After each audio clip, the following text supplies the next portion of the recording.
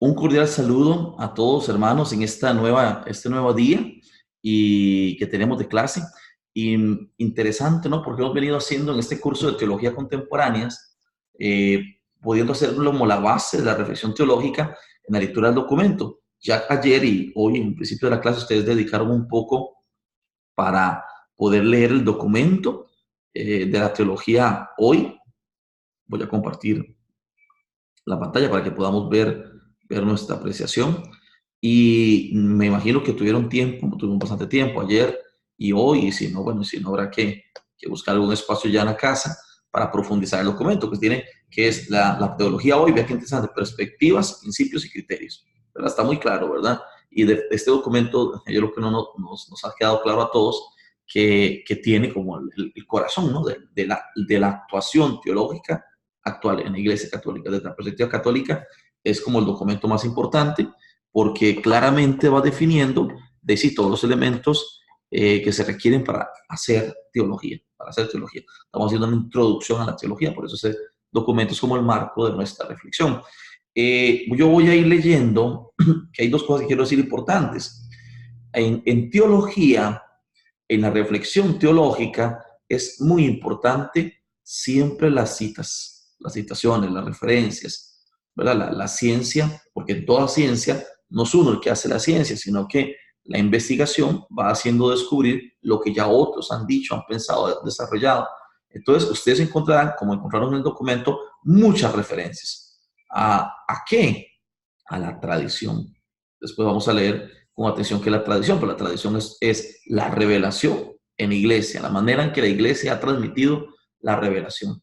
Entonces, citas de la palabra, la Sagrada Escritura, citas del magisterio, citas de los padres de la iglesia, citas de santos, distintos tomos o manuales de teología, ¿verdad? Es decir, siempre hay esta conexión, ¿verdad? Este vínculo. Bueno, yo digo esto, pero sustentado en lo que dijo otro, en la palabra, en la escritura. ¿Verdad? Eso es muy importante porque entonces el pensamiento teológico no busca, ¿verdad?, ser un pensamiento unívoco o ser un pensamiento absoluto, sino que siempre se pone en comunión, ¿verdad?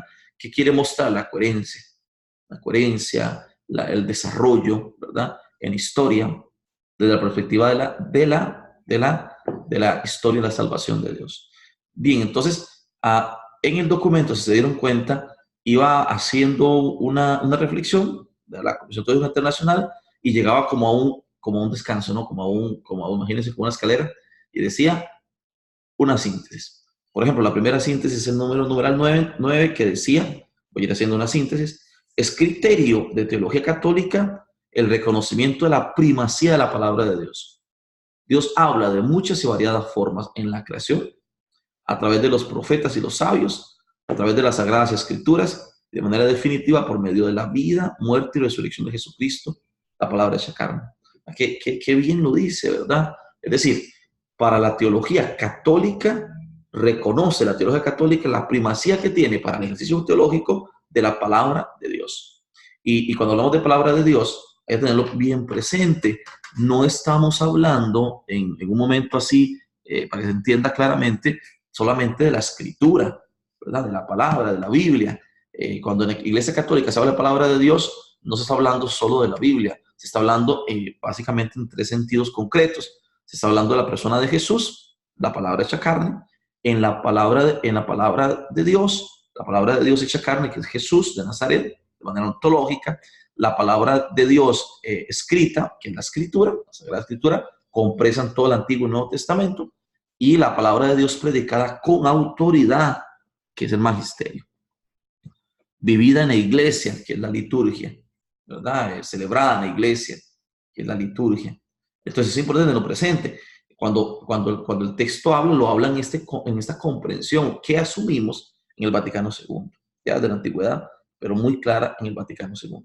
Y como dice, se habla de varias formas, vamos, la palabra de Dios presente en la creación, en los profetas, en los sabios, y de manera particular en el culmen, en el punto más alto, en la plenitud, que es la muerte, la paz, ¿verdad? La muerte y resurrección del Señor.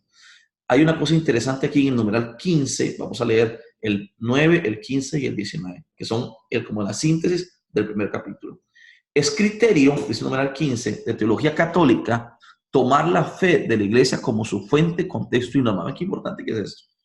Es decir, ya decíamos, el objeto de estudio de la teología es la fe, pero también es contexto y es norma.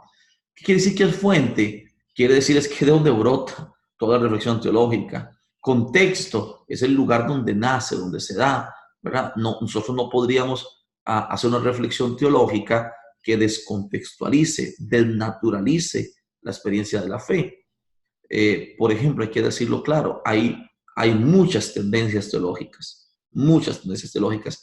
No quiere decir que todas sean sanas y no quiere decir que todas tengan una perspectiva adecuada, porque si no comprenden estos criterios que estamos viendo nosotros ahora aquí, si el teólogo no sigue estos criterios, por ejemplo, no parte de la palabra de Dios, no mira la fe de la iglesia como el acto fundante de su reflexión, puede ser que su reflexión sea una reflexión desviada y por tanto una reflexión que no cumpla con el cometido que se le corresponde, que es que ilustre, ilumine, haga fiable, le dé sentido, haga creíble la experiencia de la comunidad cristiana con respecto a la fe.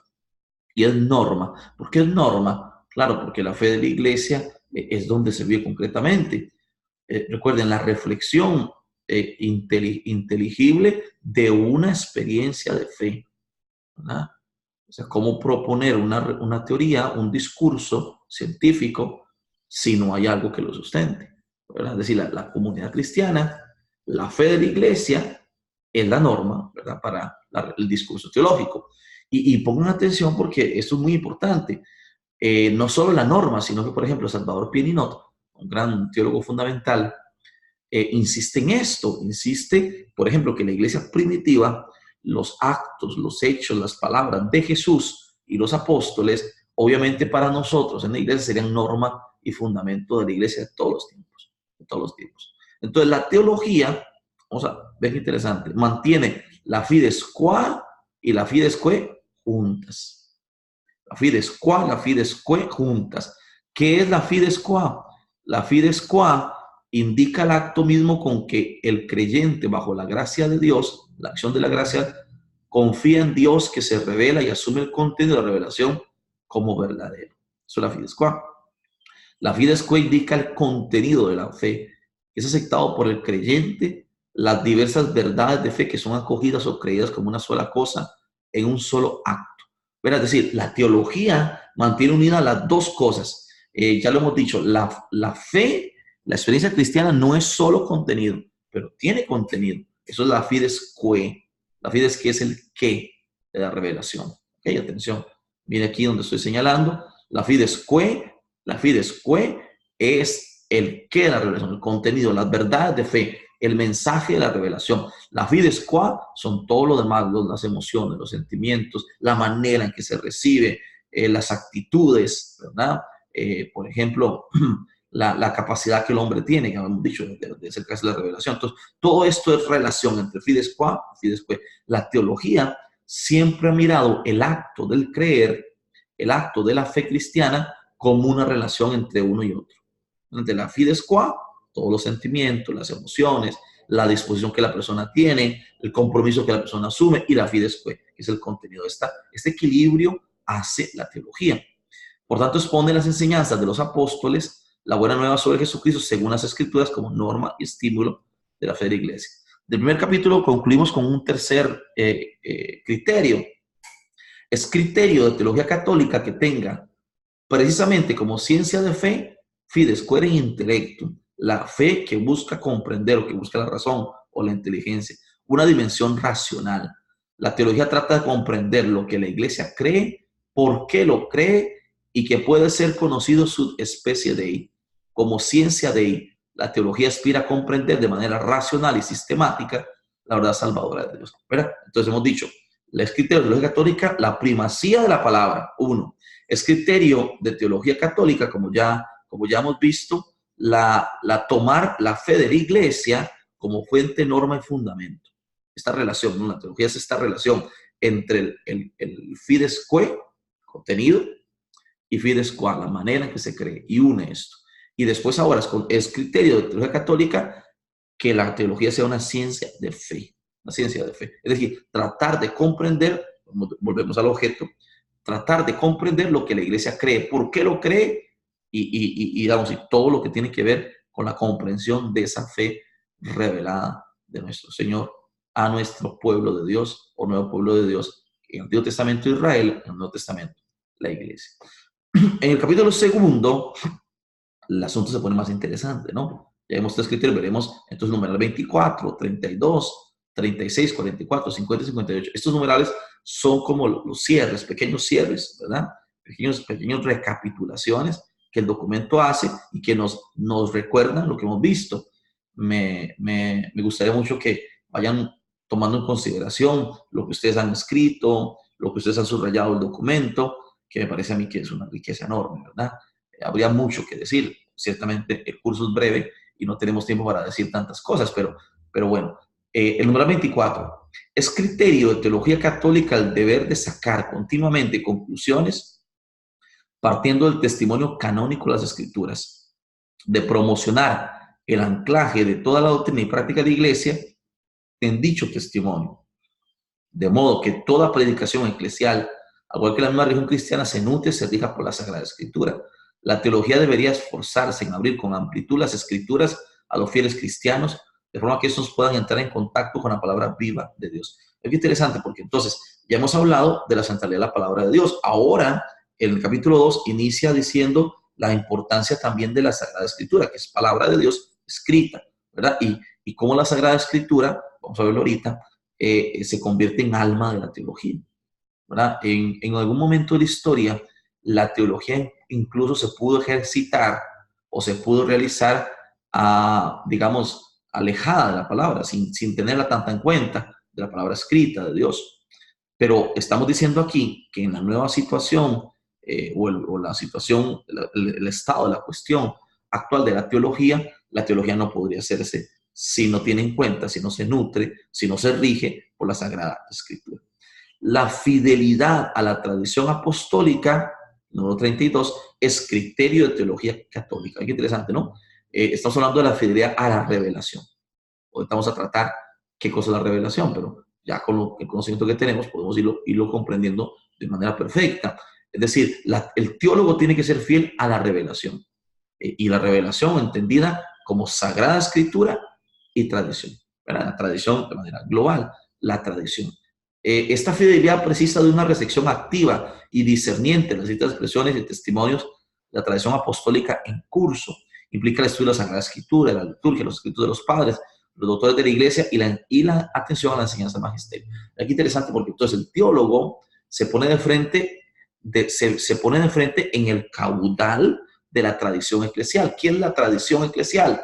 Es la transmisión de la revelación, ¿verdad? La palabra de Dios es la revelación, la tradición es la manera en que la iglesia ha transmitido la palabra de Dios. Vamos a verlo con detalle en la clase de mañana, ¿verdad? O del viernes. A ver si llegamos hasta donde llegamos, porque vamos a detallar entonces, para poder entender todo esto, qué cosa es revelación y qué cosa es tradición eclesial. Es interesante porque dependiendo de la manera en que uno asuma la revelación y la comprenda, y la manera en que uno asuma la tradición y la comprenda, esto provoca perspectivas y provoca maneras de ver. El teólogo, por ejemplo, cuando se inserta en la reflexión teológica, tiene en cuenta esto, ¿verdad? La tradición. No es, como alguno puede pensar, que es que el teólogo está simplemente al servicio de la tradición o del magisterio o de la iglesia, como ya hemos dicho que es así, pero el teólogo tiene una cierta autonomía, tiene una cierta libertad para ir más allá. Ahorita lo vamos a mirar con detalle.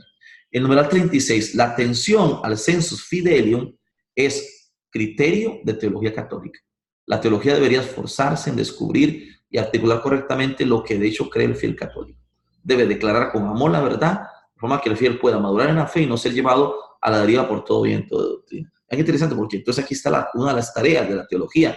La teología tiene que ilustrar sobre lo que creemos los cristianos católicos, la teología católica, y llevar a la persona a la madurez de la fe. Es interesante porque desde la perspectiva catequética esa es tarea de la catequesis.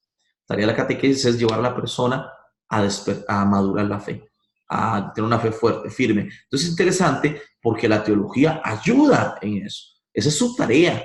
La teología tiene la tarea de poder explicar, detallar, ¿verdad? Articular, ¿verdad? Hemos dicho, ¿cómo se articula? Fides qua, fides que. Articular para cada persona la experiencia de la fe. No es adecuado, tristemente, ¿no? Es muchas veces lo que tenemos, una comprensión de la fe deísta, ¿verdad? Donde la gente dice, bueno, yo creo porque hay, porque creo, o culto, porque hay, porque es Dios, o una comprensión de la fe cultural. Bueno, yo creo porque hay, porque mis papás creyeron, porque mi familia, porque la cultura, el ambiente. No, la teología lleva a una apropiación, ¿verdad?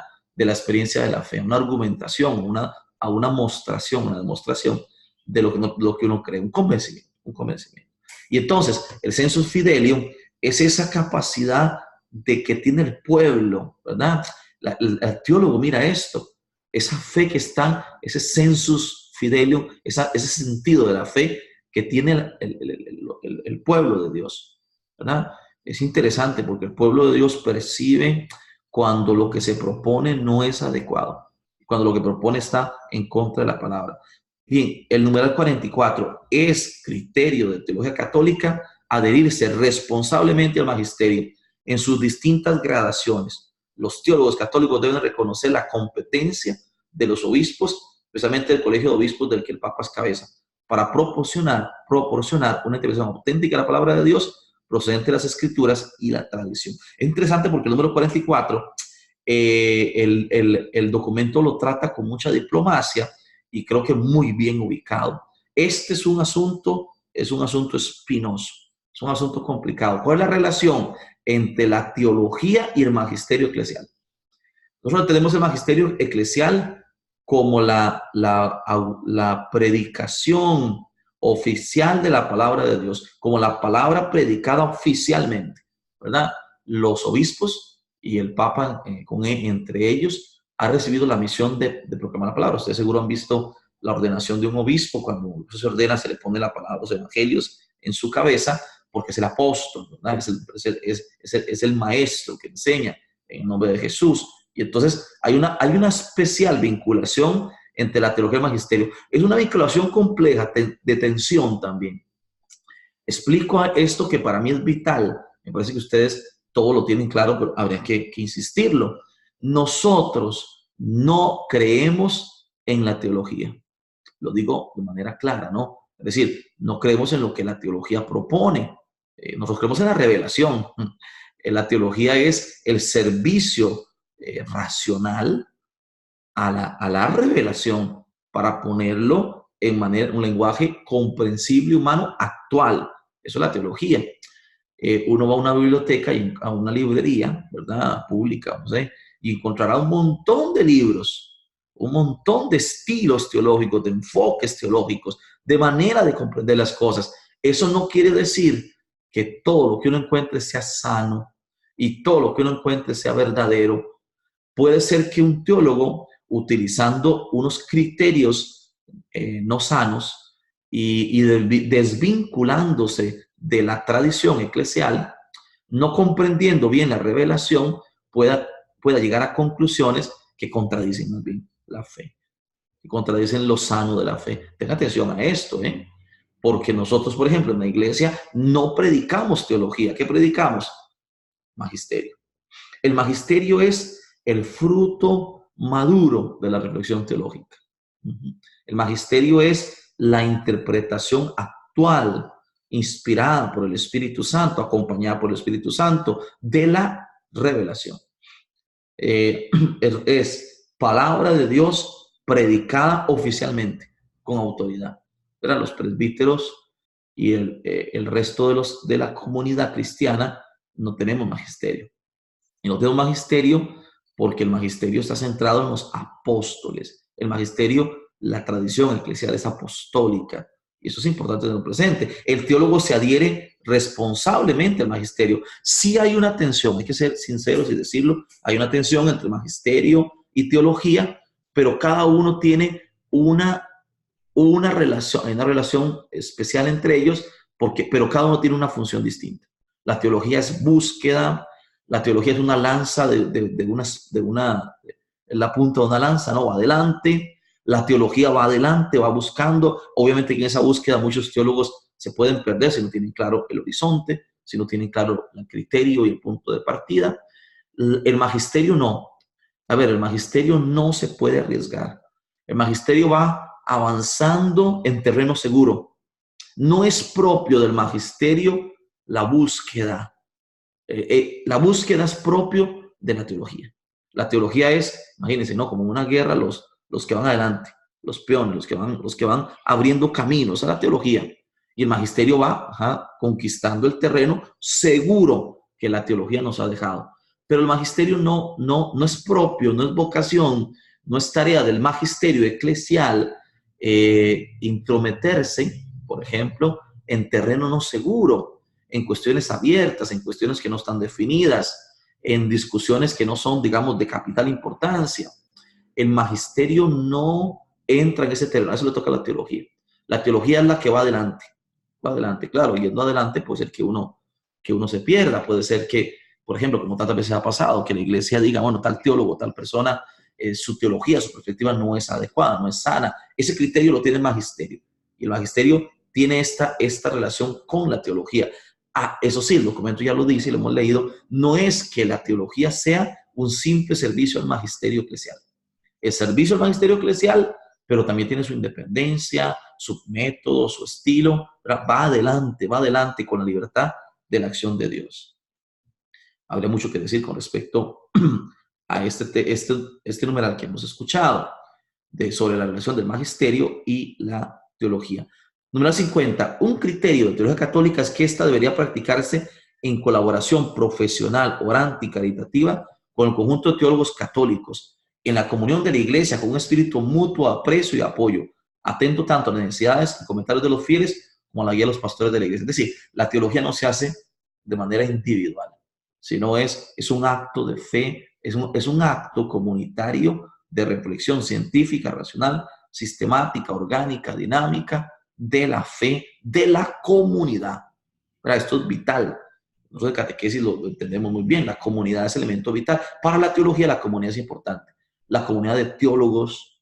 Yo he llegado a esta intuición, a esta comprensión y tengo compañeros, tengo hermanos con quien yo comparto esta perspectiva. Siempre en la comunión de la iglesia.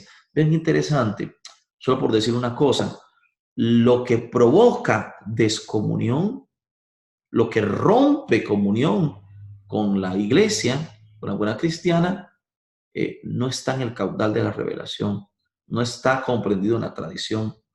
¿Verdad? Alguno piensa, y eso es una cosa muy triste, que por hacer novedad habría que introducir en la reflexión teológica aspectos que no están en la tradición. Hay que decirlo con claridad.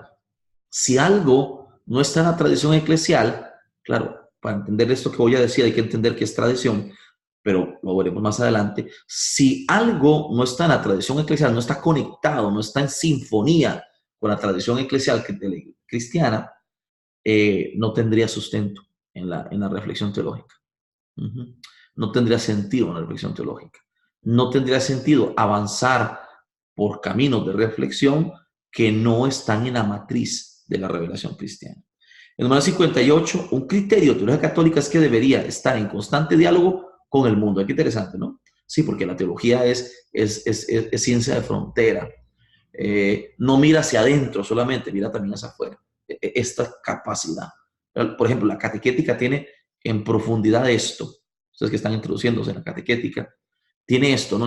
La catequética como una ciencia también del universo teológico y de otras disciplinas, es capaz de mirar hacia adentro la revelación, la fides qua, la fides que, de mirar la comunidad cristiana, de estar enfocada en madurar la fe de la comunidad cristiana, pero también mirar hacia afuera, relacionarse con las ciencias de la educación, de la pedagogía, con las ciencias, por ejemplo, lingüísticas, con la comunicación, etcétera, etcétera, etcétera. La teología católica tiene esta perspectiva interdisciplinar y transdisciplinariedad. Eso es importante.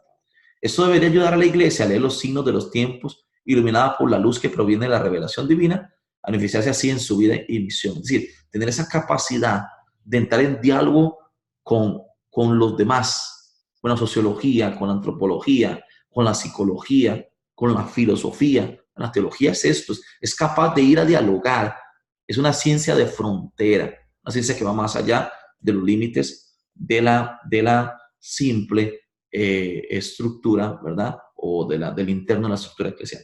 En el capítulo tercero vamos a resaltar 3 numerales, el 73, el 85 y el 99. 73. Un criterio de teología católica es que debería hacer esfuerzos para proporcionar una presentación argumentada racionalmente las verdades de la fe cristiana.